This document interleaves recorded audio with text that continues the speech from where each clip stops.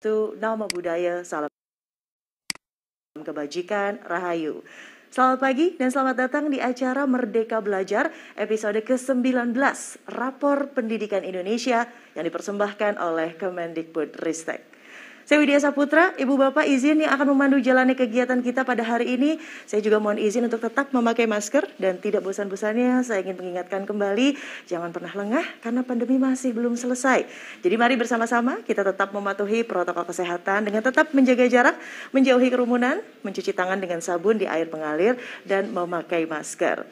Dan telah hadir bersama kita pada pagi hari ini yang kami hormati Menteri Pendidikan, Kebudayaan, Riset dan Teknologi, Mas Menteri Nadiem Anwar Makarim. Selamat pagi Mas Menteri, salam sehat selalu.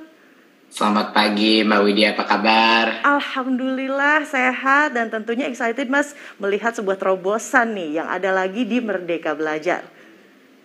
Iya, saya sangat senang hari ini, very exciting. Oke, thank you Mas Menteri. Dan kita sapa lagi ya Mas Menteri yang juga hadir di sini.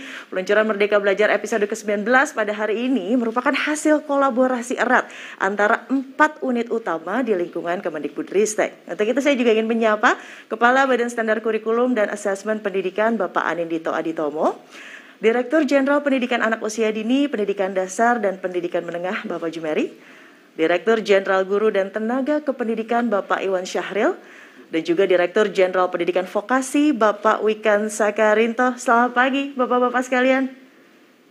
Selamat pagi Mbak Widya. Selamat pagi, sehat-sehat semua dan semuanya konsisten ya dengan batik-batik yang luar biasa. Kita nanti akan berbincang Bapak-Bapak dan juga saya ucapkan selamat pagi kepada pimpinan Komisi 10 DPR RI, pimpinan Komite 3 DPD RI, pejabat dari Kementerian Koordinator Bidang Pembangunan Manusia dan Kebudayaan, Kementerian Dalam Negeri, Kementerian Agama, Bappenas, Bapak dan Ibu Gubernur, Kepala Dinas Pendidikan tingkat Provinsi, Kabupaten dan Kota, Eselon 1, Eselon 2, dan para Kepala UPT Kemendikbudristek, perwakilan mitra strategis pendidikan, serta rekan-rekan jurnalis. Dan para hadirin semuanya tentunya, semoga kita selalu berada dalam lindungan Tuhan Yang Maha Esa. Amin. Bapak Ibu sekalian, seperti yang kita ketahui, pada Merdeka Belajar episode pertama, Kemendikbudristek telah menghapus ujian nasional dan menggantinya dengan asesmen nasional atau AN sebagai evaluasi capaian dan kualitas pembelajaran di satuan pendidikan dengan berfokus pada penilaian kompetensi esensial sebagai hasil belajar yaitu literasi, numerasi, dan karakter, serta penilaian kondisi lingkungan belajar yang mendukung proses pembelajaran yang efektif. Selama ini, evaluasi terhadap sistem pendidikan melibatkan berbagai instrumen pendataan dan penjaminan mutu sebagai referensi pemerintah dalam menyusun dan memperbaiki kebijakan dan program. Namun, hal tersebut dilakukan secara terpisah dan sektoral, sehingga tidak memberikan gambaran yang utuh tentang kinerja sistem dengan komponen-komponen yang saling berkaitan satu sama lain. Selain itu, banyaknya instrumen tersebut juga sangat merepotkan sekolah dalam proses pengisiannya, sehingga sekolah tidak lagi memiliki waktu dan tenaga untuk melakukan refleksi dari laporan tersebut untuk merencanakan perbaikan. Pengumpulan informasi yang menyita banyak waktu dan tenaga ini tidak akan terjadi jika data-data dari berbagai instrumen yang telah ada dikonsolidasikan dalam satu sistem. Untuk itu pada hari ini, Ibu Bapak, Kemendikbudristek akan meluncurkan platform rapor pendidikan yang menyajikan laporan komprehensif tentang layanan pendidikan untuk satuan pendidikan, daerah, hingga pusat sebagai bahan refleksi untuk perencanaan perbaikan secara berkelanjutan yang lebih terarah untuk mengatasi masalah-masalah yang ada. Baiklah, sebelum kita mendengarkan penjelasan lebih lanjut tentang Rapor Pendidikan Indonesia, saya ingin mengundang Kepala Badan Standar Kurikulum dan Asesmen Pendidikan untuk menyampaikan laporannya kepada Bapak Anindito Aditomo. Kami persilahkan, Pak Dito. Terima kasih Mbak Widya. Assalamualaikum warahmatullahi wabarakatuh. Salam sejahtera, Om Swastiastu, Namo Buddhaya, Rahayu, salam kebajikan. Terima kasih Mas Menteri atas kesediaannya untuk meluncurkan rapor pendidikan secara resmi dalam Merdeka Belajar episode ke-19 ini. Merdeka Belajar pagi ini menjadi tonggak penting dalam upaya kita untuk mentransformasi sistem evaluasi dan penjaminan mutu pendidikan. Yang ini sudah kita mulai pada Merdeka Belajar episode yang pertama kali, yaitu penghapusan ujian nasional dan pengumuman asesmen nasional. Hari ini dapat saya laporkan bahwa hasil asesmen nasional sudah bisa diakses dan digunakan di platform Rapor Pendidikan. Rapor pendidikan ini merupakan hasil kolaborasi, karya gotong royong dari banyak sekali pihak. Asesmen nasional yang menjadi sumber data utama rapor pendidikan itu dirancang oleh Pusat Asesmen Pendidikan di BSKAP bersama dengan puluhan akademisi dan praktisi ahli dari berbagai bidang pendidikan. Unit-unit lain di Kemdikbudristek juga terlibat erat dalam menyusun rapor pendidikan ini. Pusat standar dan kebijakan di BSKAP menyusun konsep dan regulasinya. Ditjen Pendidikan Vokasi berkontribusi untuk indikator-indikator yang khas SMK. Ditjen GTK berkontribusi untuk indikator-indikator terkait dengan guru dan tenaga kependidikan, dan Ditjen PAUD Dikdasmen menyusun sebagian indikator, juga nanti akan mengawal pemanfaatan rapor pendidikan ini oleh Pemda di seluruh Indonesia. Dan tentu saja Pusdatin dan Wartek yang bekerja ekstra keras untuk merancang sebuah platform yang memudahkan kepala satuan pendidikan, kepala daerah, dan dinas pendidikan untuk melihat kondisi pendidikan di sekolah atau daerahnya. Di luar Kemdikbudristek, kami juga bekerja sama dengan Badan Akreditasi Nasional dalam merancang kerangka dan indikator-indikator rapor pendidikan ini. Juga dengan Kementerian Agama untuk melaksanakan asesmen nasional di madrasah dan nantinya akan memberi akses juga kepada Kemenak untuk menggunakan rapor pendidikan ini. Juga dengan Kementerian Dalam Negeri untuk menyelaraskan indikator standar pelayanan minimum di bidang pendidikan dengan rapor pendidikan kita. Dengan demikian, bagaimana kita menilai kinerja satuan pendidikan dan Pemda di bidang pendidikan itu menjadi selaras.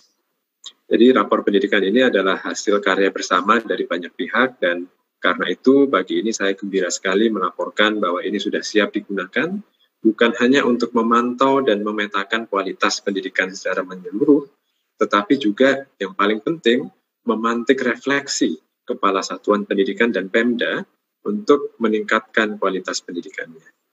Demikian yang bisa saya laporkan. Sekali lagi terima kasih atas kesediaan Mas Menteri meluncurkan inisiatif yang menjadi bagian penting dari upaya kita mewujudkan cita-cita Merdeka Belajar.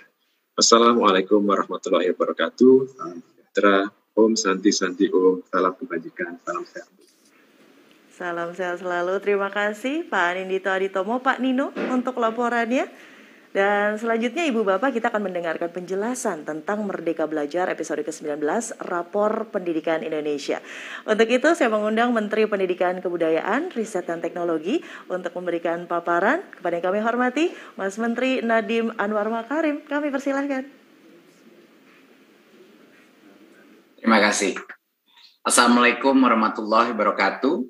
Salam sejahtera bagi kita semua. Om Swastiastu, Namo Buddhaya, Salam Kebajikan, Rahayu. Yang saya hormati, Pimpinan Komisi 10 DPR RI, Pimpinan Komite 3 DPD RI, Pejabat Eselon 1 dan 2 dari Kementerian dan Lembaga terkait, Kepala Badan Standar Kurikulum dan Asesmen Pendidikan, Dirjen Pendidikan PAUD dan Dikdasmen, Dirjen Guru dan Tenaga Pendidikan, dan Dirjen Pendidikan Vokasi. Ibu dan Bapak Gubernur, Kepala Dinas Pendidikan tingkat Provinsi, Kabupaten, dan Kota, Pejabat Eselon 1 dan 2, dan Kepala UPT Kemendikbudristek, perwakilan mitra strategis pendidikan, serta teman-teman jurnalis. Terima kasih sudah meluangkan waktu untuk kami mempresentasikan episode Merdeka Belajar episode ke-19. Hari ini hari yang sangat menyenangkan dan sangat penting, karena hari ini kita telah membuat inovasi daripada asesmen nasional dan akan disajikan kepada setiap sekolah untuk bisa melakukan refleksinya. Izinkan saya melakukan paparan singkat mengenai rapor pendidikan Indonesia. Berikut. Ya, kita sudah dalam episode 19, tidak terasa, hampir 2,5 tahun kami di masa pandemi dengan begitu banyak tantangannya, bisa mengeluarkan begitu banyak terobosan di dalam dunia pendidikan. Apresiasi saya sebesar-besarnya kepada tim di Kemendikbudristek dan kementerian-kementerian terkait untuk berhasil mendorong episode terakhir ini, salah satu episode yang terpenting karena hasil asesmen nasional akan sekarang bisa dijadikan bahan refleksi dan perbaikan sekolah-sekolah kita. Berikut. Sebagai konteks, di tahun 2021, Kemendikbudristek ini menyelenggarakan asesmen nasional, salah satu asesmen terbesar menggunakan teknologi, dan saat ini kami menghadirkan platform rapor pendidikan, yaitu hasil daripada asesmen nasional tersebut, dan analisis data lintas sektor untuk setiap sekolah di Indonesia dan untuk setiap Pemda di Indonesia untuk bisa mengevaluasi hasilnya dan melakukan perbaikan. Kita mengintegrasikan begitu banyak data untuk membantu sekolah-sekolah melakukan refleksi dan membenahi sistem dan kualitas pendidikan mereka di daerah-daerah masing-masing. Berikut. Bagi mungkin yang tidak tahu, AN ini adalah suatu asesmen dalam skala yang belum pernah terjadi di sejarah Indonesia. Kita mengakses lebih dari hampir 260.000 sekolah, ya, dari SD sampai tingkat SMA dan sederajat. 3,1 juta guru masuk di dalam survei asesmen nasional ini, dan 6,5 juta murid berpartisipasi. Ya, ini angka yang cukup fantastis dan secara statistik juga sangat signifikan kualitas daripada asesmen ini. Berikut. Apa saja sih perubahannya untuk mengingatkan sekali lagi asesmen nasional dibandingkan dulu yang ujian nasional? Banyak sekali perubahannya. Yang pertama adalah dulu itu ujian nasional hanya mengukur jumlah pemahaman konten. Dan di asesmen nasional, ini sekarang benar-benar kompetensi dasar literasi dan numerasi. Sangat sulit untuk dibimbelkan, bukan mengetes kemampuan anak untuk menghafal, tapi kemampuan anak untuk berpikir secara kritis, bernalar dalam aspek literasi dan numerasi. Perubahan yang kedua adalah ujian nasional dulu juga hanya mengukur kognitif daripada siswa. Sedangkan asesmen nasional ini mengukur berbagai macam nilai-nilai karakter, profil pelajar Pancasila dalam lingkungan belajar sekolah. Dan kita juga mengakses guru-guru. Dan yang ketiga, perubahan terbesar adalah penggunaan teknologi. Belum pernah kita melakukan asesmen nasional yang sepenuhnya 100% berbasis digital dengan mempunyai hasil asesmen yang jauh lebih akurat, valid, dan jauh lebih cepat diolah dan dianalisa berbagai pihak. Dan yang terakhir perbedaannya adalah dulu itu UN belum dilaksanakan di level SD. Dan sekarang kita punya potret lengkap, karena termasuk AN itu termasuk SD. Kita punya potret lengkap dari SD sampai dengan tingkat setara SMA untuk Indonesia. Jadi ini benar-benar instrumen yang baru, dan salah satu instrumen yang paling inovatif di dunia sebenarnya. Kami merasa bahwa kita tidak bisa hanya mengejar ketertinggalan kita, tapi kita harus melompat ke depan untuk menghasilkan inovasi instrumen asesmen kualitas sistem pendidikan yang jauh lebih holistik. Berikut. Nah, pelaksanaan AN ini sejalan dengan prinsip-prinsip perubahan kita. Kita mau orientasi kita kepada mutu, sistem yang terintegrasi, dan bukan malah menambahkan beban administrasi, dan mendorong perbaikan berbasis refleksi. Ini mungkin poin yang terpenting. Berikut. Nah, AN itu, asesmen nasional itu ada 3 instrumen komponennya. Satu adalah kompetensi minimum, AKM, yaitu literasi dan numerasi. Kedua adalah survei karakter berdasarkan profil pelajar Pancasila. Dan ketiga adalah survei lingkungan belajar, di mana kita mengukur kualitas proses pembelajaran, input pembelajaran, perbaikan praktek belajar, iklim keamanan, inklusivitas, dan lain-lain di dalam lingkungan sekolah. Asesmen ini diikuti bukan hanya murid, tapi guru, kepala sekolah, dan di seluruh Indonesia. Berikut. Sekarang kita masuk ke dalam komponen pertama, yaitu AKM, literasi dan numerasi. Berikut. Kita sudah tahu, bahkan sebelum kita melaksanakan asesmen nasional, bahwa Indonesia berdasarkan hasil PISA pun, yaitu tes yang membandingkan negara-negara dari sisi pencapaian literasi dan numerasi, kita tahu kita masih banyak sekali kekurangan. Dan dengan adanya AN, sekarang kita bisa melihat data ini dengan cara yang jauh lebih spesifik dan jauh lebih detail. Kita melihat bahwa capaian kompetensi literasi kita masih perlu banyak perbaikan. Kita melihat di sini yang sebenarnya sudah mencapai kompetensi minimum adalah yang di sebelah kiri ini, yang hijau dan biru. Dan yang merah dan kuning itu sebenarnya masih belum mencapai kompetensi minimum literasi. Jadi kita masih banyak PR untuk bisa meningkatkan ini, terutama di tingkat SD dan SMP. Untuk numerasi, kita melihat ada problem yang lebih besar lagi, di mana 2 dari 3 peserta didik ini belum mencapai kompetensi minimum numerasi. Jadi ini juga PR besar kita untuk meningkatkan daya literasi dan numerasi di seluruh Indonesia. Kenapa ini begitu penting dan fokusnya begitu penting dan gimana caranya kita harus melihat siapa atau sekolah satuan pendidikan mana yang paling membutuhkan? Alasannya adalah slide berikutnya. Kalau kita tidak bisa meningkatkan daya literasi dan numerasi kita, dampaknya kepada keberlangsungan masyarakat itu sangat besar.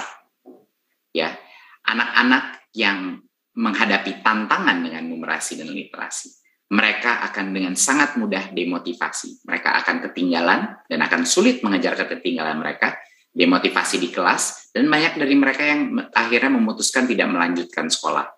Orang tuanya pun akan melihat persepsi itu bahwa anaknya ketinggalan di sekolah dan mungkin lebih baik keluar dari sekolah dan kerja saja. Jadi ini ada dampak sosial yang sangat tinggi terhadap pencapaian literasi numerasi. Kedua adalah daya saing lulusan-lulusan kita di dalam dunia yang berbasis teknologi yang terus berubah, dan daya saing rendah ini akan berdampak kepada daya saing nasional kita, negara kita, daya saing SDM kita di masa depan. Dan juga yang terakhir, salah satu dampak terbesar tingkat literasi dan numerasi yang tidak baik adalah kemampuan kita memproses informasi secara kritis itu akan sangat rendah, sehingga kita akan selalu rentan terhadap hoax, rentan terhadap manipulasi, dan lain-lain. Jadi ini adalah suatu hal yang bukan hanya dari aspek pendidikan, tapi juga dari aspek sosial dan keberlangsungan masyarakat kita ke depannya. Sangat penting untuk kita tangani. Berikut. Kita juga sudah mengetahui bahwa kesenjangan antara Pulau Jawa dan di luar Pulau Jawa itu sangat besar. Dan saat ini kita bisa melihatnya berbasis per kabupaten bahkan per sekolah, bahwa kesenjangan ini adalah suatu masalah kita bersama yang harus kita tangani sebagai pemerintah maupun juga masyarakat. Jadinya ini terlihat di sini capaian kompetensi minimum literasi, ada daerah-daerah yang benar-benar membutuhkan bantuan yang lebih banyak, baik dari pemerintah maupun dari masyarakat. Berikut. Salah satu contoh kita mengambil seberapa besar kesenjangan ini. Kita mengambil contoh salah satu kabupaten di luar Pulau Jawa yang warna merah dibandingkan dengan salah satu kota di Pulau Jawa.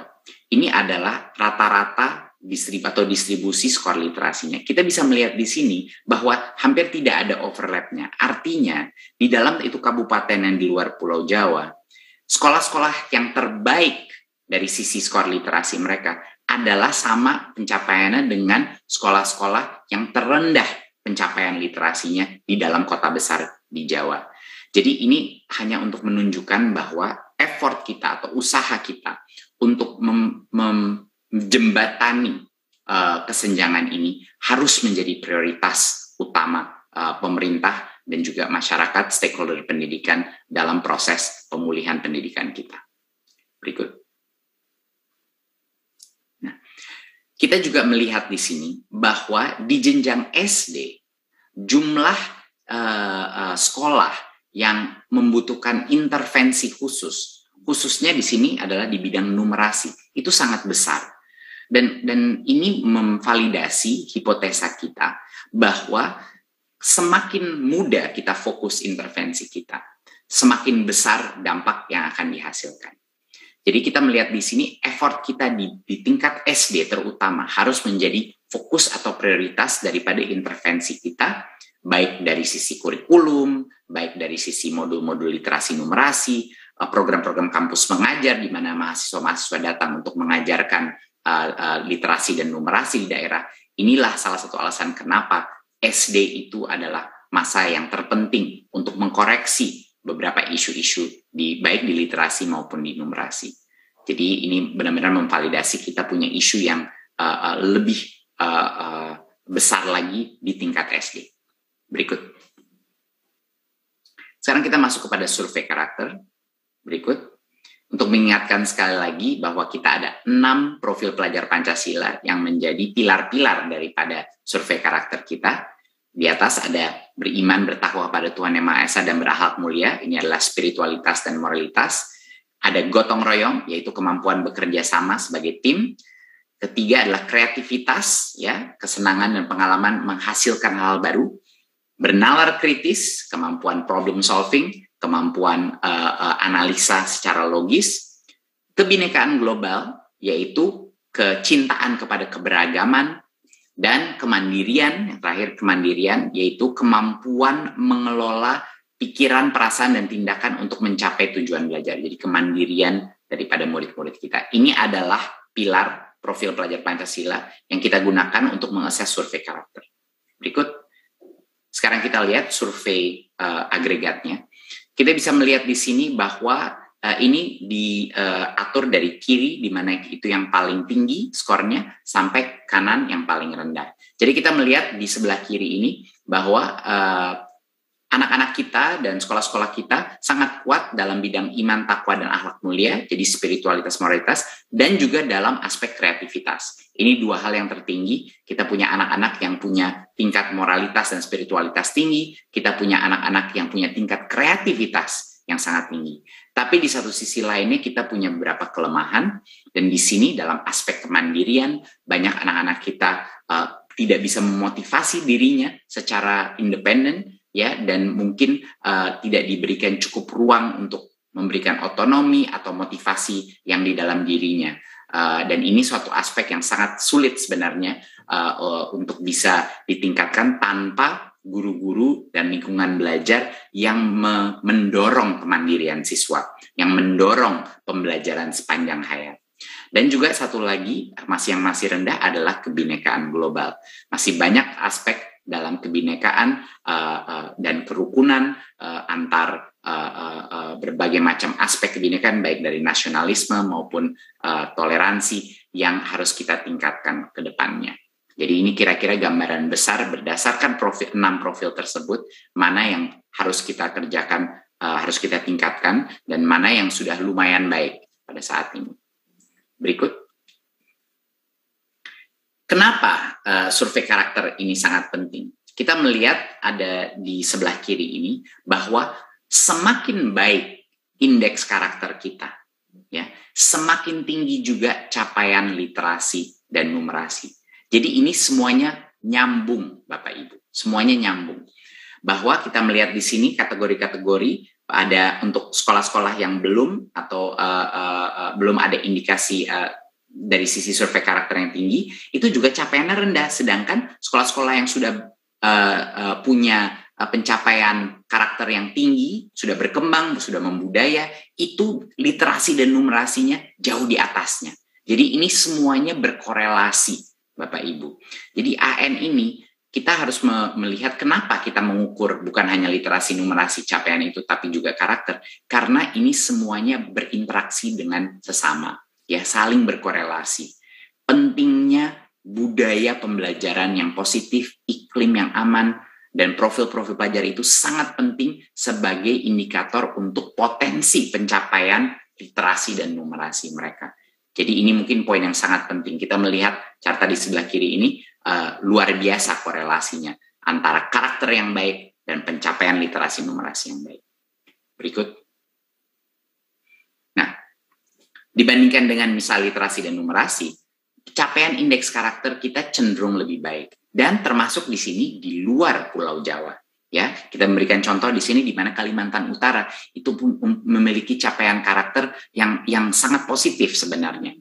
Jadinya ini poin saya adalah bahwa tidak berarti kalau kita masuk di level kabupaten dan lain-lain selalu akan ada outlier yang sedikit berbeda, dan dari situlah kita ingin menganalisanya. Berikut kita melihat salah satu contoh. Ini ada SMP Negeri 2 Pocoranaka di Manggarai Timur di NTT. Dan mereka ini di dalam sekolah atau daerah yang memiliki indeks status sosial ekonomi yang sangat rendah. Ini 10% terendah secara nasional.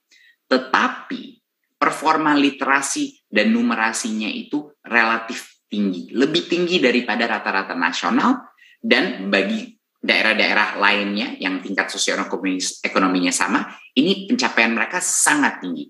Jadinya ada outlier-outlier seperti ini yang memberikan kita harapan dan juga pembelajaran mengenai apa yang dilakukan sekolah-sekolah di mana mereka overperforming, seperti SMP Negeri 2 Pocoranaka ini. Dan mereka memiliki indeks karakter yang sangat tinggi dari semua subaspek karakter tersebut. Iklim keamanan mereka baik, iklim kebinekaan mereka baik. Dan ini menunjukkan bahwa lingkungan satuan pendidikan yang itu memiliki peran sangat penting dalam mendukung hasil pembelajaran peserta didik. Karakter adalah pencapaian literasi numerasi. Jadi ini duanya nggak bisa dipisahkan. Ya, berikut. Sekarang kita masuk dalam survei lingkungan belajar. Nah, survei lingkungan belajar ini mengukur beberapa faktor yang mempengaruhi hasil belajar peserta didik. Kualitas interaksi antara pendidik dan peserta didik itu diukur. Iklim keamanan, apakah murid-murid merasa aman dan nyaman di dalam satuan pendidikan mereka? Aman dari perundungan, hukuman fisik, pelecehan seksual, narkoba di dalam lingkungan sekolahnya. Dan ini juga mengukur iklim kebinekaan. Bagaimana satuan pendidikan tersebut menyikapi keberagaman. Apakah keberagaman itu suatu hal yang positif, perbedaan individu, identitas, latar belakang, dan lain-lain. Dan komitmen kebangsaan mereka. Jadi ini juga satu instrumen yang sangat penting. Berikut. Kita bisa melihat di sini bahwa pendidik di Indonesia itu relatif baik dalam bentuk dukungan afektif, tapi masih kurang baik dalam manajemen kelas dan aktivasi kognitif. Dukungan afektif, di mana lumayan positif, itu adalah kepercayaan guru kepada potensinya siswa. Dia perhatikan nggak siswa itu, ya, dan dia memberikan nggak umpan balik yang konstruktif itu. Kalau ini lumayan, tetapi di bidang manajemen kelas, yaitu disiplin positif, keteraturan suasana kelas, bagaimana mengatur atensi daripada murid-murid itu dalam kelas, masih banyak perbaikan yang harus terjadi. Dan dalam aspek aktivasi kognitif, itu pembelajaran yang sifatnya interaktif, sesuai dengan kemampuan peserta didik, memastikan bahwa ada diferensiasi dalam kelas, ada hal-hal aktivitas yang lebih menyenangkan dan engaging dan interaktif, ini kita masih butuh perbaikan yang sangat besar. 67% masih kurang dalam aspek ini. Dan ini adalah hasil survei dengan guru-gurunya, ya, dengan guru-gurunya yang mengakui bahwa ini masih kekurangan mereka. Terutama instruksi yang adaptif ini yang masih sangat rendah. Ya. Berikut. Nah, ada suatu hal yang sangat penting untuk dikomunikasikan. Di sebelah kiri ini adalah perbandingan penilaian murid dan penilaian guru. Penilaian murid itu adalah yang hijau tua, penilaian guru itu yang hijau muda sebelah kiri. Dari berbagai aspek daripada indikasi survei lingkungan belajar. Dari sisi ekspektasi akademik, umpan balik konstruktif. Poinnya di sini adalah ada gap atau perbedaan persepsi yang sangat besar antara apa yang murid-muridnya merasa adalah kualitas dan apa yang gurunya merasa adalah kualitas. Nah, ini sangat penting karena ini akan menjadi bahan refleksi bagi guru. Banyak guru merasa situasi di dalam sekolah mereka sudah baik, sudah oke. Tetapi murid-muridnya tidak merasa itu. Dan kenapa ini penting? Sekarang kita lihat ke sebelah kanan. Kita melihat di sebelah kanan ini adalah korelasi antara penilaian murid dan penilaian guru dibandingkan dengan pencapaian literasi dan numerasi. Seperti kita lihat yang warna hijau tua di sebelah kanan ini. Penilaian murid atau peserta didik itu korelasinya jauh lebih besar terhadap pencapaian di literasi dan numerasi. Jadi poinnya apa? Kalau kita mau melihat indikator apa potensi peningkatan literasi dan numerasi, kita harus menanya muridnya sebenarnya. Muridnya itu yang harus kita tanya. Kalau muridnya merasa bahwa aspek dari ekspektasi akademik, umpan balik, dan semua proses pembelajaran ini baik, ya berarti korelasi itu dengan peningkatan numerasi dan literasi itu baik. Belum tentu gurunya, kalau kita menanyakan gurunya, bisa saja persepsinya sangat beda gitu. Jadi ini adalah suatu hal yang penting bagi setiap guru untuk melakukan refleksi bahwa apa yang mungkin dia kira itu baik, dia harus menanya kepada muridnya dan dia harus mengecek apakah benar apa yang ada di otaknya dia, di benaknya dia, di dalam ekspektasi dan harapan daripada murid mereka. Ini poin yang sangat penting menurut saya. Berikut. Nah, saat ini sekarang kita masuk dalam beberapa iklim keamanan. Salah satunya adalah isu perundungan. Kita sudah tahu secara nasional perundungan adalah isu yang sangat serius dan sangat berdampak kepada pencapaian pembelajaran dan rasa keamanan siswa. Nah, ini kita ada angka 24,4% peserta didik ini berpotensi mengalami insiden perundungan di satuan pendidikan dalam 1 tahun terakhir. Untuk memberikan contoh, pertanyaan-pertanyaan apa yang kita tanyakan adalah selama 1 tahun terakhir seberapa sering kamu memiliki pengalaman berikut ini di sekolah. Saya dipukul atau ditendang, saya diancam siswa lain mengambil atau merusak barang milik saya, dan lain-lain. Jadi ini kita bisa melihat bahwa isu perundungan harus menjadi salah satu fokus utama kita untuk menjaga keamanan siswa-siswa kita. Berikut. Salah satu hal yang sangat menarik mengenai insidensi perundungan ini, kita melihat bahwa ada korelasi yang sangat tinggi antara tingkat pemahaman sekolah tersebut dari konsep perundungan itu dengan insidensi atau kejadian perundungan. Jadi kita lihat ini chart di sebelah kanan ini. Di sebelah kiri adalah kategori sekolah-sekolah yang punya pemahaman yang rendah mengenai konsep perundungan. Dan di sebelah kanan itu adalah sekolah-sekolah yang punya pemahaman tinggi atau baik. Dan tinggi daripada chart itu menunjukkan tingkat insidensi perundungan yang terjadi. Jadinya apa ini menunjukkan? Bahwa semakin sekolah itu memahami konsep perundungan, semakin ada awareness, semakin ada pemahaman, semakin ada penerimaan bahwa ini adalah suatu masalah, semakin rendah insidensi perundungan di dalam sekolah tersebut. Jadi bayangkan betapa pentingnya sekolah, kepala sekolah, dan guru-guru membahas isu perundungan, betapa pentingnya mereka mengerti apa itu perundungan, dan itu akan menghasilkan, akan menurunkan insidensi perundungan di sekolah-sekolah kita. Jadi ini poin yang sangat penting. Berikut. Sekarang kita masuk ke dalam topik kekerasan seksual, di mana ini juga harus menjadi atensi nasional kita, yang sangat penting. 22,4% peserta didik kita menjawab pernah pada pertanyaan yang berikut ini. Ya, 2 pertanyaan di sebelah kanan itu. Apakah siswa lain atau dewasa lain di sekolahmu pernah menunjukkan bagian tubuh tertentu atau hal-hal seksual lain secara langsung? Dan juga apakah siswa lain di sekolahmu pernah menunjukkan bagian tubuh tertentu atau hal seksual lain secara tidak langsung? Nah, walaupun kita harus terus mendalami riset ini menunjukkan hasil yang sama dengan berbagai macam organisasi masyarakat yang merasa ini adalah isu yang sangat penting dan harus didalami dan harus dimengerti setiap sekolah, ya, bahwa potensi kekerasan seksual yang terjadi di sekolah-sekolah kita harus menjadi suatu topik yang penting bagi setiap kepala sekolah, yang penting bagi setiap guru di sekolah-sekolah kita. Berikut.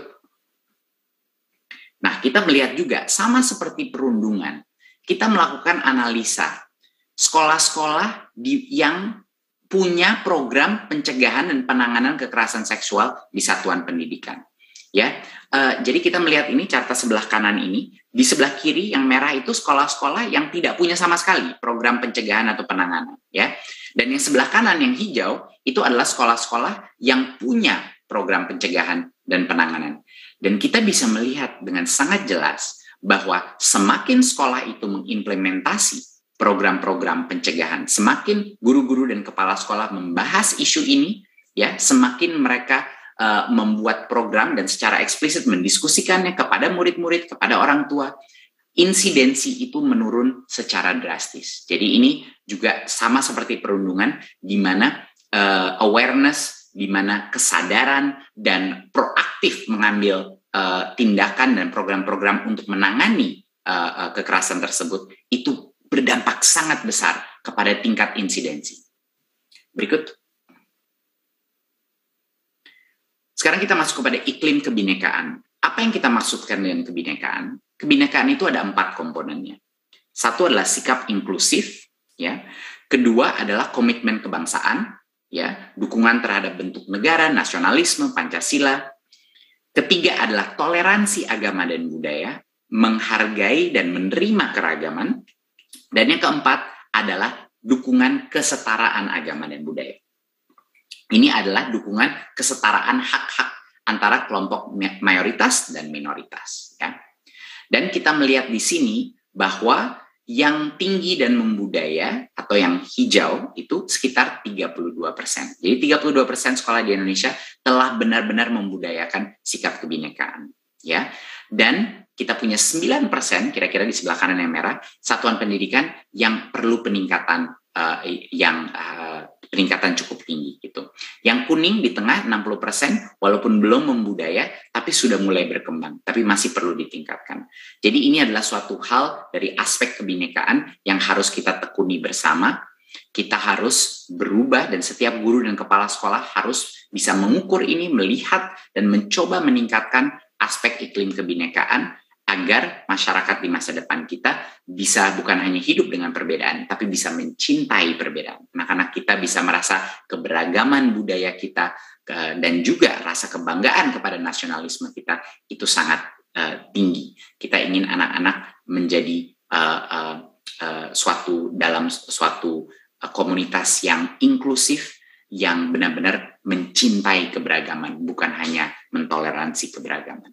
Jadi ini satu poin, dan ini adalah juga salah satu inovasi terbesar daripada survei asesmen nasional untuk bisa pertama kalinya mengukur aspek-aspek daripada kebinekaan di lingkungan sekolah kita. Berikut. Sekarang kita masuk kepada rapor pendidikannya. Jadi ini adalah suatu platform digital yang bisa diakses semua sekolah-sekolah kita dan juga Pemda untuk bisa melakukan refleksi. Berikut. Nah, kita menyajikan informasi dari rapor pendidikan ini mengenai kualitas dan ketimpangan secara paling sederhana yang bisa kita lakukan, mudah dipahami. Sebaik mungkin kita berusaha untuk membuat ini mudah dipahami. Ya, jadi ini adalah platform digital yang bisa diakses dan platform ini bisa dibuka setiap sekolah, setiap satuan pendidikan dan juga setiap Pemda untuk bisa mengidentifikasi apa area-area fokus yang benar-benar harus diperbaiki. Ya, mana kekuatannya dan juga mana kelemahannya.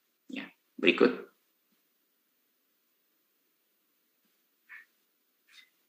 Apa saja sih yang ada di dalam rapor pendidikan?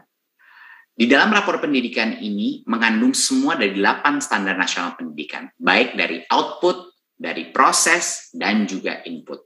Jadi semua komponen daripada standar nasional pendidikan kita sudah masuk di dalam rapor pendidikan kita. Ya, di mana dari output ada standar kompetensi lulusan, dari proses, standar isi, standar proses, dan juga dari input, standar GTK, standar pembiayaan, dan standar Sarpras. Ini sudah masuk dalam rapor pendidikan yang bisa diakses secara digital. Berikut. Rapor pendidikan ini hadir bagi setiap sekolah dan juga hadir bagi setiap dinas pendidikan.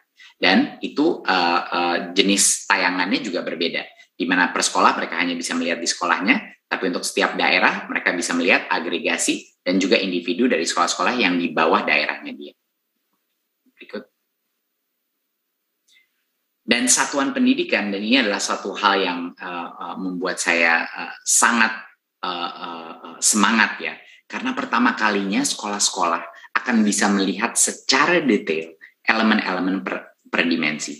Setiap sekolah bisa memilih satu metrik, dia bisa menganalisanya, dia bisa menggali, dan dia juga bisa melihat perbandingan capaian dia antara misalnya di dalam kabupaten kotanya. Jadi dia bisa melihat perbandingan dengan rata-rata di kabupaten kotanya, dia bisa melihat perbandingan dengan sekolah-sekolah lain secara nasional yang tingkat sosioekonominya sama. Ada berbagai macam jenis perbandingan, di mana ini masih melindungi privacy atau confidentiality daripada datanya sekolah tersebut, tapi dia juga bisa mendapatkan indikasi saya ini di mana di posisinya, dari daerah saya maupun juga dari sisi nasional, dari setiap ukuran metrik tersebut. Jadinya semua kepala sekolah dan guru-guru nantinya bisa hanya mengklik setiap poin itu, kalau dia mau double klik, dia mau mendalami satu aspek, dia bisa melihat di situ. Dan harapannya ini akan menimbulkan diskusi di antara guru-guru, kepala sekolah, dan guru untuk mulai menciptakan sesi-sesi brainstorming untuk bagaimana caranya meningkatkan angka-angka tersebut. Pastinya ini akan membutuhkan proses pembelajaran di awalnya, tapi akan kami bantu dan kami bimbing. Berikut.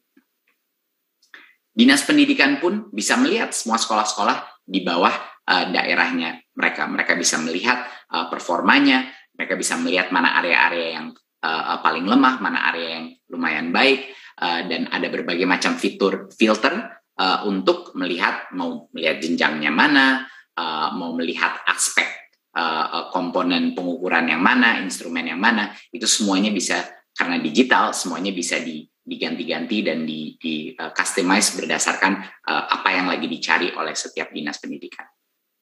Berikut. Dan salah satu fitur yang sangat menarik adalah semua pengguna ini bisa mengunduh data lengkap. Jadi sekolah pun bisa mengunduh ya dalam bentuk Excel misalnya, dinas pendidikan juga bisa untuk melakukan pengolahan data lebih lanjut. Jadi bagi sekolah-sekolah atau pemda-pemda yang ingin melakukan analisa yang lebih mendalam, mereka bisa mendownload data tersebut dan menganalisa datanya. Berikut.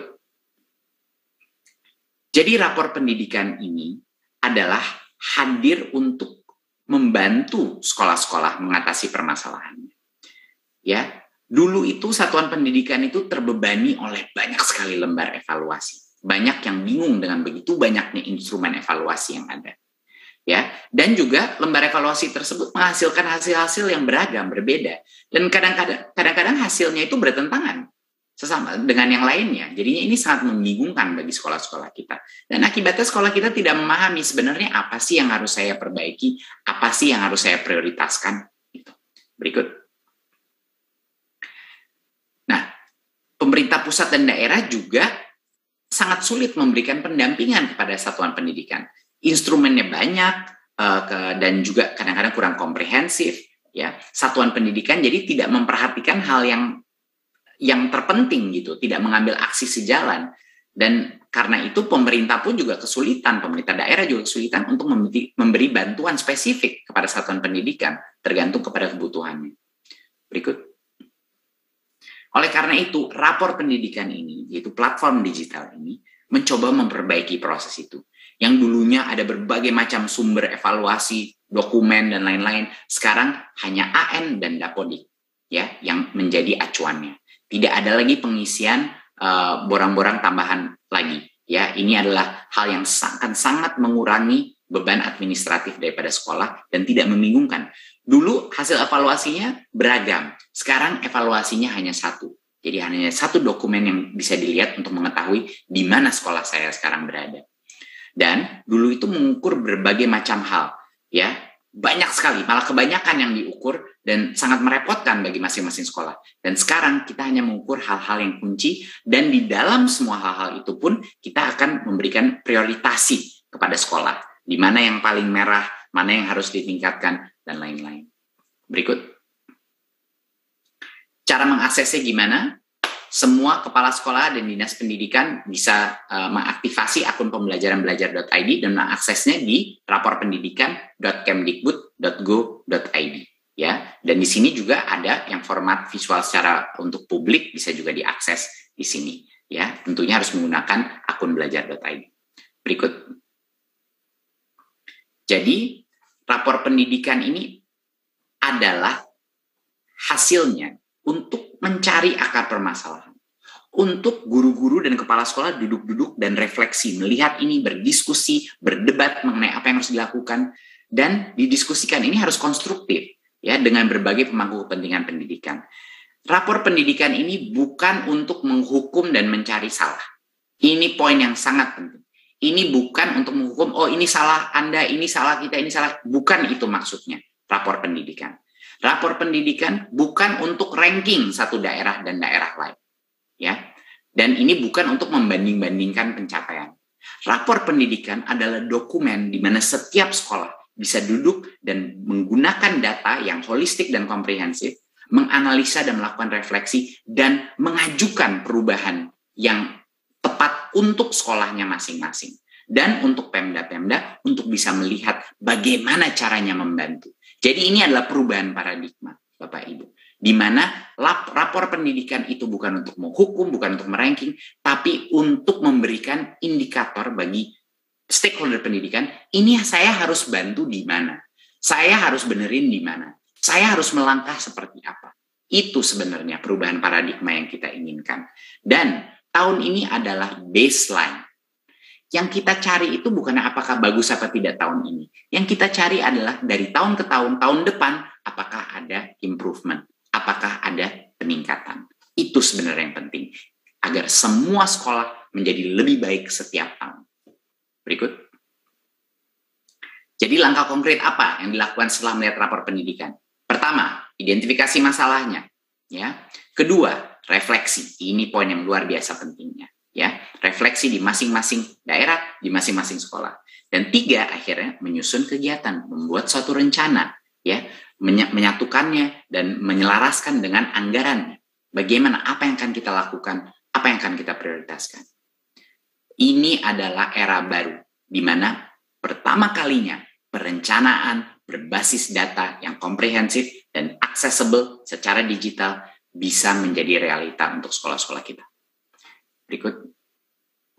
Nah, kita akan bantu. Kemendikbudristek akan membantu. Kami akan memfasilitasi setiap sekolah dan Pemda untuk melakukan perencanaan berbasis data ini.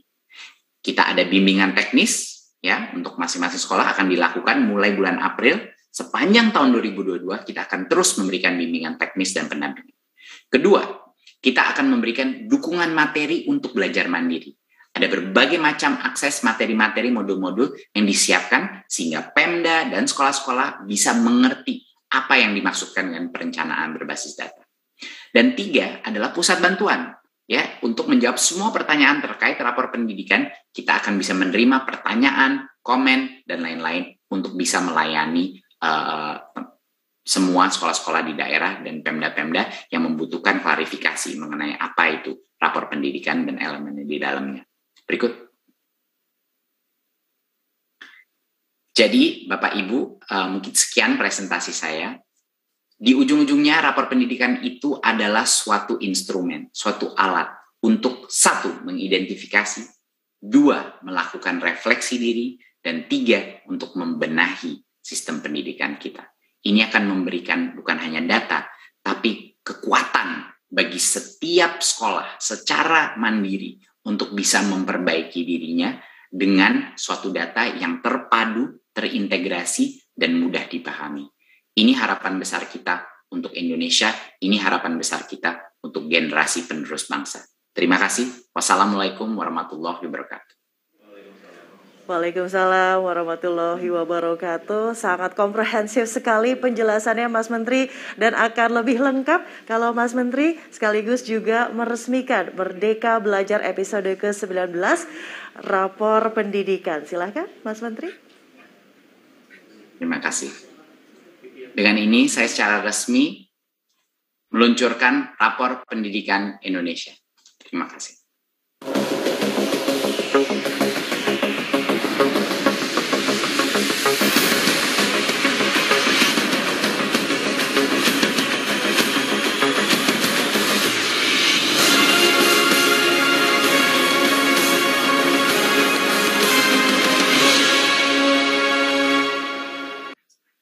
Resmi diluncurkan rapor pendidikan Indonesia. Semoga platform rapor pendidikan ini dapat menjadi ajakan untuk beraksi dengan menggunakan rapor pendidikan secara aktif di tingkat satuan pendidikan dan daerah. Baiklah Bapak Ibu sekalian, selanjutnya mari sama-sama kita menyaksikan video tentang platform rapor pendidikan berikut ini.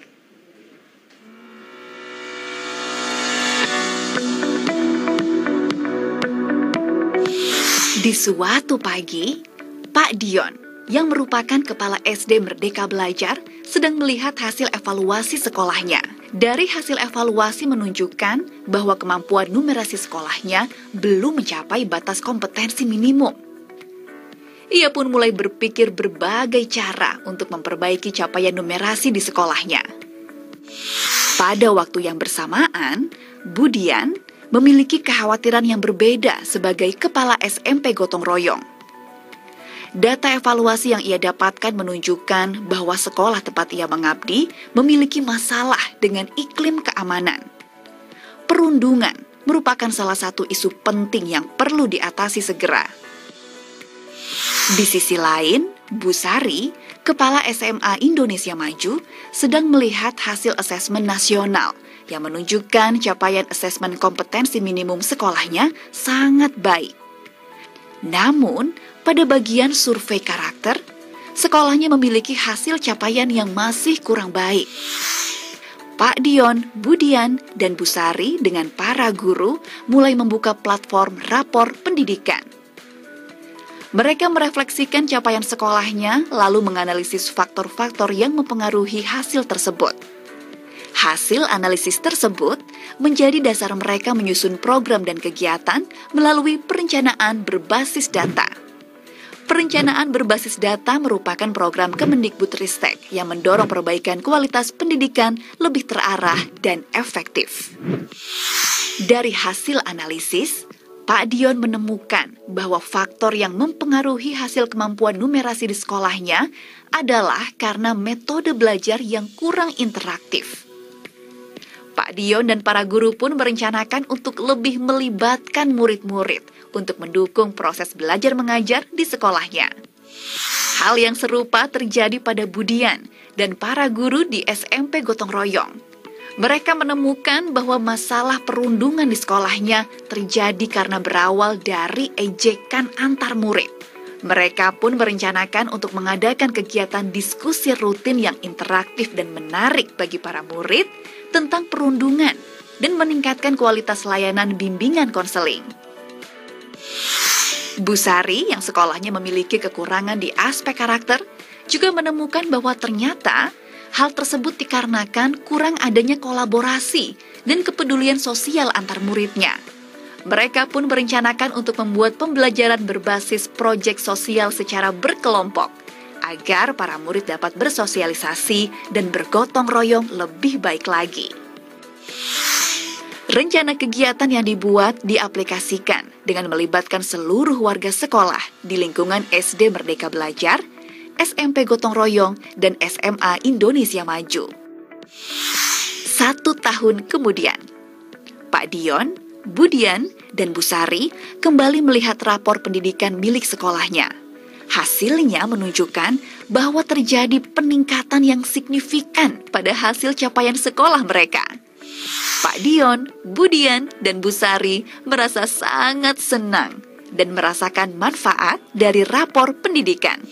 Mari gunakan platform rapor pendidikan untuk introspeksi secara menyeluruh dalam menyelesaikan persoalan pendidikan sesuai akar masalah demi perbaikan yang berkelanjutan dan peningkatan kualitas pendidikan Indonesia. Rapor pendidikan. Identifikasi, refleksi, benahi.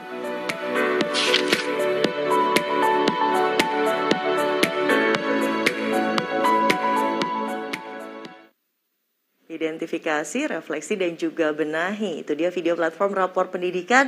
Dan berikutnya Ibu Bapak, kita akan masuk ke sesi diskusi dengan para penerima manfaat dari platform rapor pendidikan.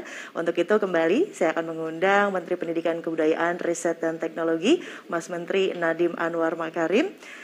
Dan saya juga mengundang ada Budian, Pak Dion, dan Bu Sari. Bukan dong, ini dia Kepala Dinas Pendidikan Kabupaten Probolinggo, Bapak Fatur Rozi, Kepala SMA Dharma Loka Pekanbaru Riau, Ibu Desi Pratiwi, Kepala SDN 20 Salon Meraling Kabupaten Wajo, Sulawesi Selatan, Bapak Syahrir, untuk bergabung bersama kami. Mas Menteri, Ibu Bapak, silahkan ini diskusi langsung, maka saya langsung menyerahkan kepada Mas Menteri. Silahkan Mas Menteri. Terima kasih. Assalamualaikum, selamat pagi Bapak Fatur, Ibu Desi, Bapak Syahrir, apa kabar? Alhamdulillah baik, Senang sekali bisa bertemu, berdialog pada hari ini. Setelah kita tadi itu bersama meluncurkan platform rapor pendidikan, saya ini pengen banget mendengar pendapat Ibu dan Bapak terkait terobosan Merdeka Belajar ke-19 ini.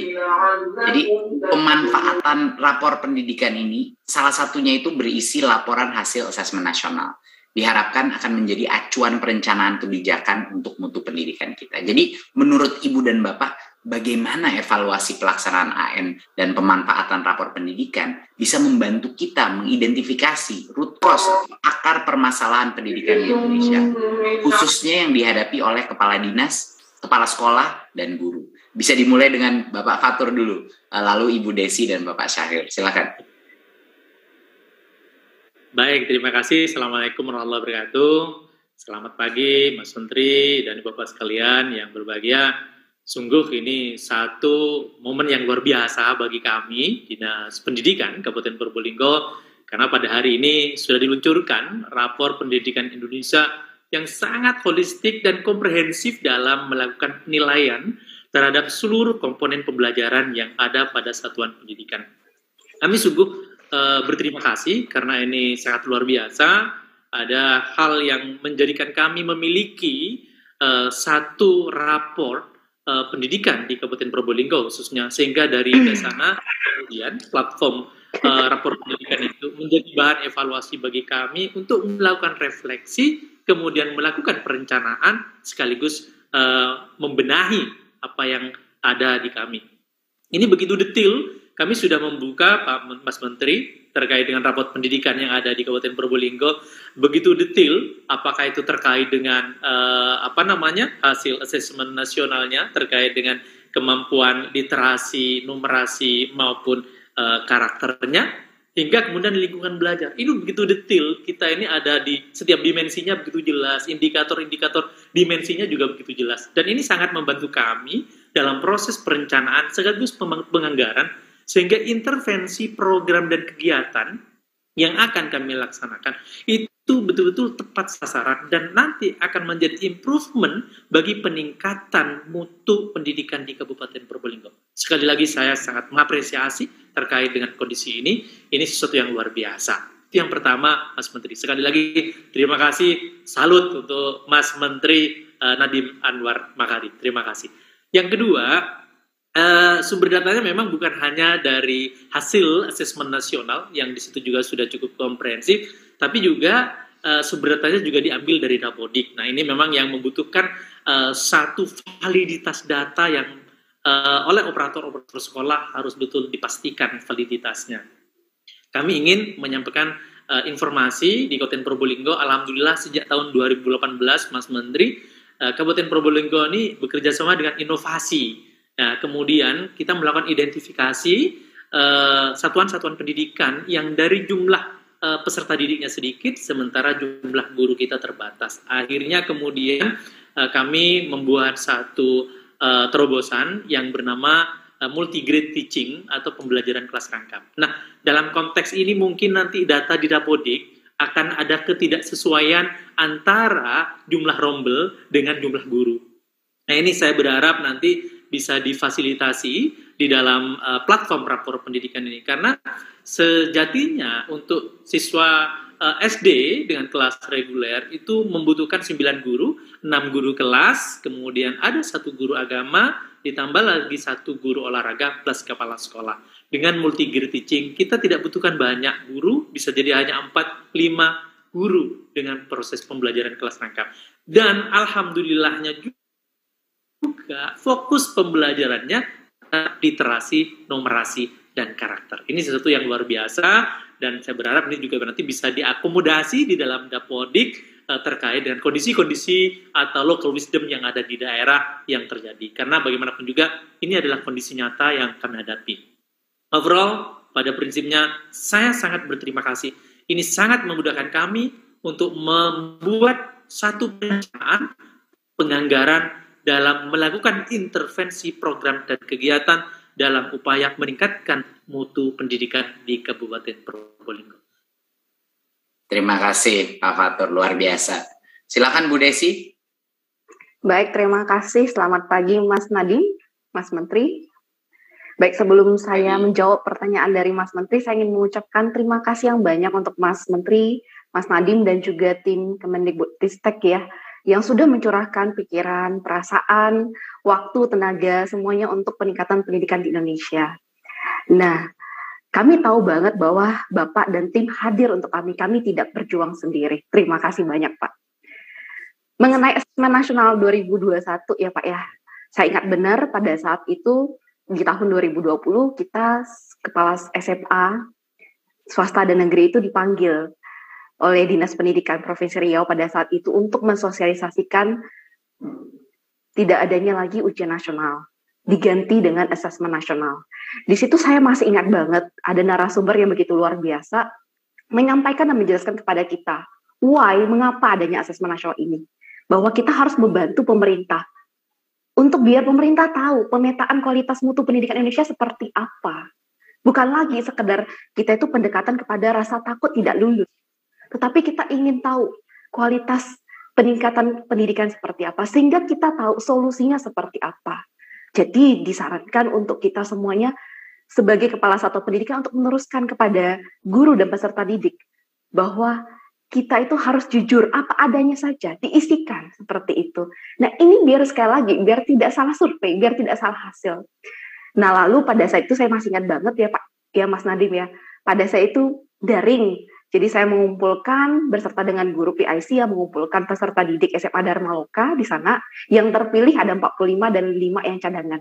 Jadi kita sampaikan apa sih sebenarnya visi misi, apa sih sebenarnya why-nya mengapa asesmen nasional itu diadakan. Jadi kita ingin kasih tahu sama anak-anak jangan takut. Ini bukan untuk lulus tidak lulusnya, tetapi ini benar-benar kalian harus kerjakan dengan jujur, tapi tetap harus sungguh-sungguh. Jadi saya juga tidak mau nanti hasilnya sembarangan, abal-abalan seperti itu. Ini juga berkaitan nanti dengan rapor pendidikan sekolah.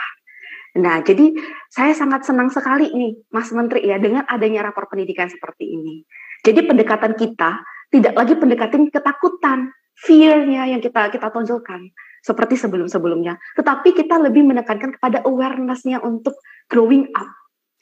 Nah, jadi kita senang banget setiap tahun itu kalau bisa kita ada rapor pendidikan ini. Ini seperti free medical check up untuk sekolah nih. Seperti kita kalau ke rumah sakit itu udah free medical check up-nya. Jadi kita tahu di bagian mana sakitnya dan kita tahu obatnya apa. Nah, ini kita dibantu banget dengan Kemendikbudristek ya.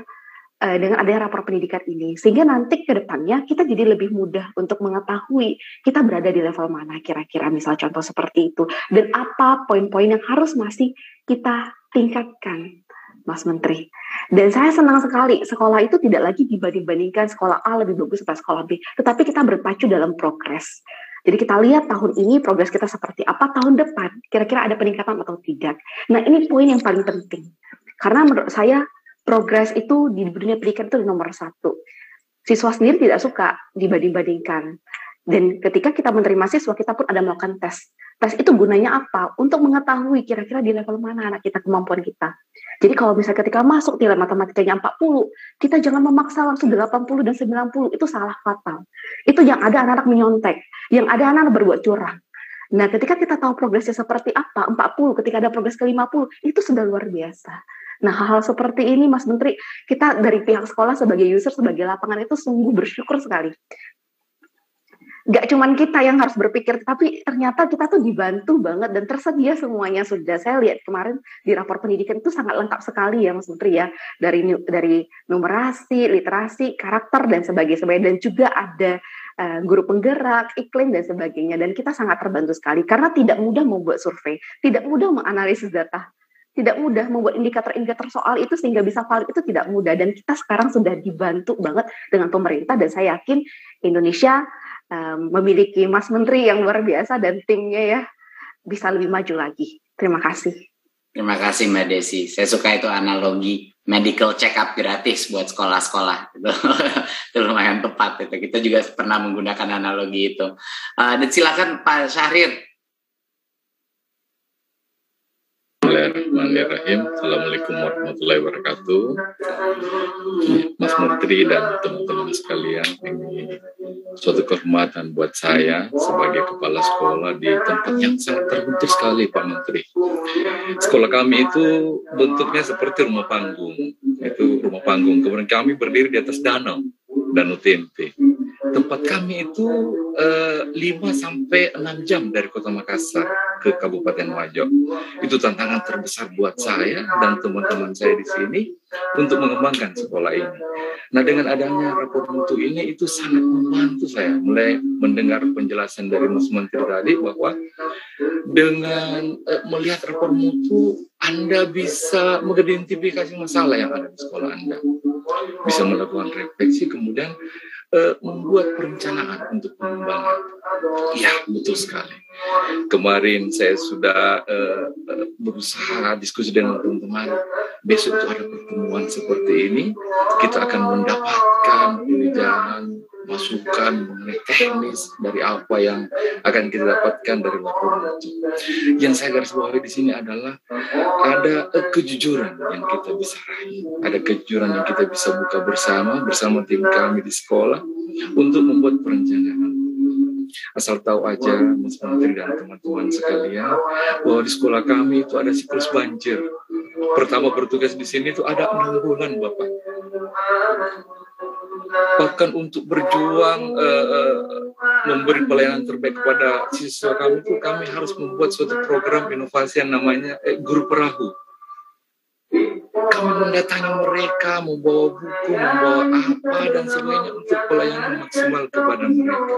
Begitu Bapak. Jadi asas manfaat dari rapor pendidikan buat kami sangat besar sekali untuk menentukan apa yang harus kami lakukan ke depan 1 tahun, 2 tahun, 3 tahun dan seterusnya. Dengan lapor mutu ini kami berharap bisa mengembangkan sekolah kami, minimal di situ, mengembangkan guru-guru kami. Dan sebagai masukan untuk Bapak dan teman-teman sekalian bahwa sebenarnya menurut kami di sekolah ini itu yang kami sangat butuhkan adalah pengembangan kompetensi guru. Bahkan di atas perahu pun kami bisa mengajar, Pak Menteri. Kami datangi mereka, kami belai mereka, kami rangkul mereka untuk kegiatan pelayanan dan pembelajaran demi mencapai tujuan kita bersama untuk mencerdaskan masyarakat Indonesia. Sekira itu yang saya bisa sampaikan untuk sementara. Terima kasih. Luar biasa. Terima kasih Pak Syahrir. Ini jadi sangat kelihatan bahwa sebenarnya rapor pendidikan itu ada beberapa tema yang disebut tadi sama Bu Desi, Pak Fatur, sama Pak Syahrir, yaitu kejujuran, ya, kejujuran dan transparansi. Dan tanpa ada transparansi, kita tidak akan mungkin bisa melakukan perbaikan. Jadi step pertama adalah untuk bisa menerima data tersebut dan bukannya malah defensif, bukannya malah kita menolak hasil data tersebut, tapi malah saya bisa belajar apa ya dari data ini? Apa yang bisa saya lakukan dari data ini?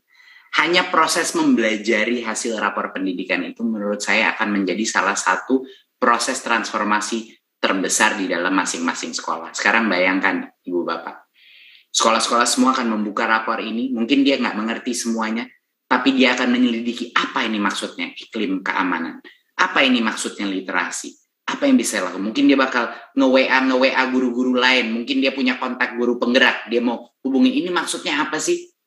Diskusi itu, perdebatan itu yang akan mulai menyadari, oh jadinya sekolah itu harusnya begini ya, oh jadinya perilaku saya harusnya begini ya, gitu, dan lain-lain. Dan itu mungkin harapan besar kita.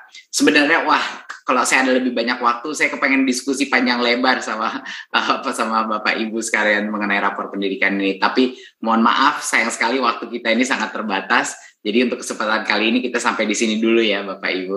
Terima kasih nih Ibu dan Bapak udah meluangkan waktu untuk hadir di peluncuran ini, berdialog. Semoga di lain kesempatan kita bisa bertemu dan membicarakan lebih banyak hal lagi. Terima kasih. Wassalamualaikum warahmatullahi wabarakatuh.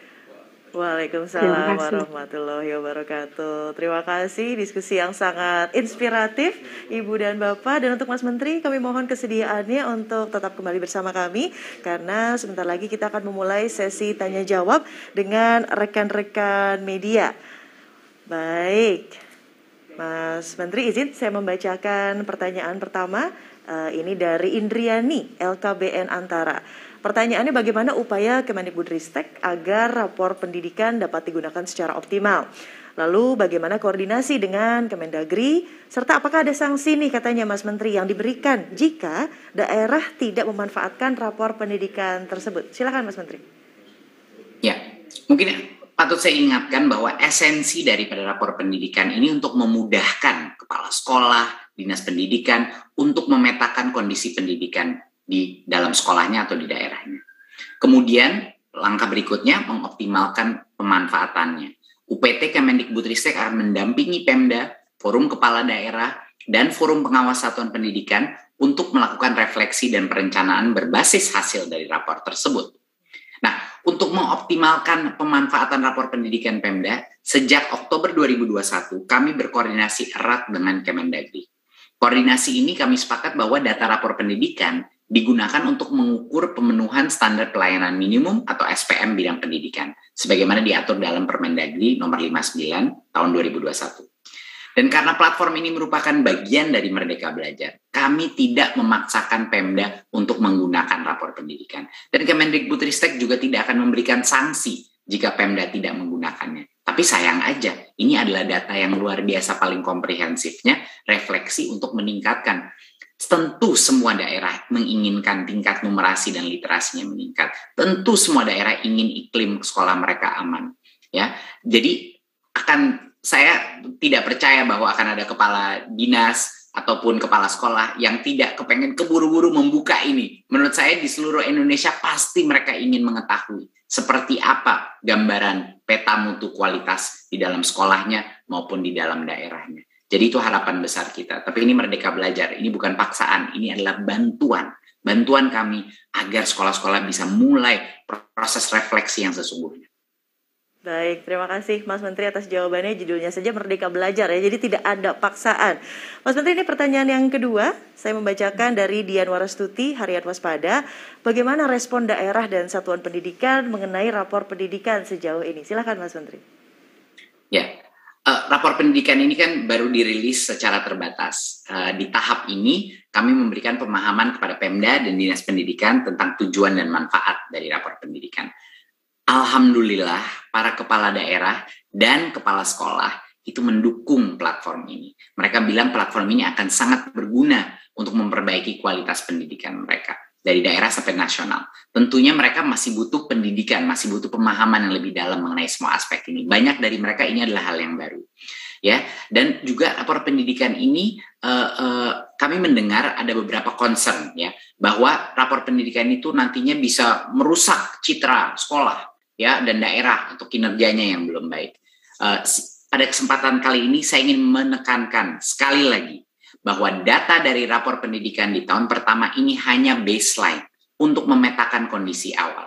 Yang penting itu nanti deltanya, progresnya daripada tahun ke tahun. Seperti yang dibilang Bu Desi tadi, kita bukan berlomba melawan sekolah lain atau melawan daerah lain. Kita berlomba pada diri sendiri untuk menjadi lebih baik setiap hari. Jadinya itulah perlombaannya adalah saya bisa nggak lebih baik? Sebagai saya kepala sekolah, saya bisa lebih baik nggak dari tahun lalu? Dan tahun sebelumnya, bisa nggak terus saya improve? Apa kelemahan-kelemahan utama saya? Apa yang bisa saya lakukan? Carilah informasi, carilah inisiatif, lakukan perencanaan berbasis data. Ya, jadi yang penting adalah bagaimana rapor ini bisa menjadikan suatu tindakan, suatu langkah, itu yang penting. Bukan masalah ranking, bukan masalah menghukum, bukan perbandingan antara daerah. Itu tidak penting. Yang penting adalah kesadaran setiap sekolah untuk melakukan perubahannya. Itu yang terpenting. Baik, Mas Menteri, terima kasih sudah dijawab tadi dari Dian Warastuti. Yang terakhir ini Mas Menteri dari Esther, Harian Kompas. Esther bertanya bagaimana perubahan yang berfokus pada kualitas pendidikan ini untuk benar-benar bisa segera dirasakan anak-anak Indonesia sehingga mereka punya bekal yang cukup dan mumpuni untuk sukses dalam kehidupan dan menjadi pembelajar sepanjang hayat. Silakan Mas Menteri. Ya, rapor pendidikan ini bukan hanya suatu dokumen. Rapor pendidikan ini adalah suatu sinyal kepada setiap sekolah, setiap kepala sekolah, kepada setiap guru mengenai apa yang penting dalam proses input dan output daripada sistem pendidikan. untuk pertama kalinya secara detail mereka akan mendapat sinyal dari kita, dari pemerintah pusat, dari kementerian, mengenai apa yang penting. Dan yang penting itu bukan hanya numerasi dan literasi. Yang penting itu bukan ngafal-ngafal suatu materi dan bisa mengeluarkannya dalam tes, tapi juga karakter itu penting. Tapi juga kreativitas itu penting. Kebinekaan itu penting. Keamanan rasa siswa itu penting. Opininya murid-murid mereka terhadap kinerja dia itu penting. Diskusi dan refleksi itu penting. Jadinya menurut kami, bagi banyak sekali sekolah yang pertama kali akan melihat data yang begitu komprehensif seperti ini akan menimbulkan proses transformasi pola pikir yang terbesar menurut saya yang akan kita alami di masing-masing daerah. Mereka akan mulai menyadari, oh itu diukur toh, itu penting toh, gitu. Dan perubahan mindset itu, perubahan pola pikir itu akan pasti dirasakan oleh kepala sekolah, akan dirasakan oleh guru, dan karena itu murid-muridnya pun akan di jangka panjang mengalami perubahan dalam proses pembelajaran. Pertanyaan-pertanyaan yang kita tanyakan mengenai proses pembelajaran itu sangat mendetail mengenai apakah guru itu melakukan kelas yang interaktif, apakah guru itu membuat anak merasa aman, apakah guru itu membiarkan anak itu beropini, berbicara, dan membiarkan mereka melakukan kesalahan, dan itu nggak apa-apa.